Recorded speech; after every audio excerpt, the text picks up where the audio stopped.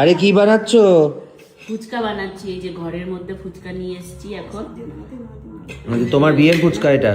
এনো এনো, বিয়ের ফুচকা নয়, সে বিয়ের ফুচকা, বিয়ের ফুচকাওয়ালা। হ্যাঁ মানে ফুচকালাটা যে বিয়েতে দিয়েছিল সেই আর কি। হ্যাঁ, বিয়েতে যে বানিয়েছিল। হ্যাঁ। মাও ফুচকা খুব ভালো খায়, কিন্তু মা কিন্তু এখন মা হজমের ভয়ে সমস্যার খেতে জন্য পারছে খেতে চায় না। ভয়ে খেতে চাইছে না, রাত হয়ে গেছে।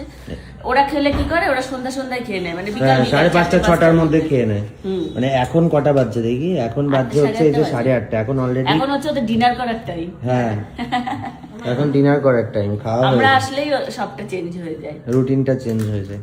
আমি আগে একটু খেয়ে নিই, ঠিক আছে? চলো। খাও। এত মানে খুব ভালো বানিয়েছে ফুচকাটা। আমি তো বিয়ের সময় এই বানিয়েছে, কিন্তু আমি তো তখন খেতে পারিনি। এখন একটু খেয়ে দেখি কেমন বানায়। খাও। আবার কালকে আসতে বলে দিয়েছে। এই যে এর মধ্যে দেখো শসা গাজর হ্যাঁ। সব দিয়ে রেখেছে। কেমন? টু গুড, তাই তো?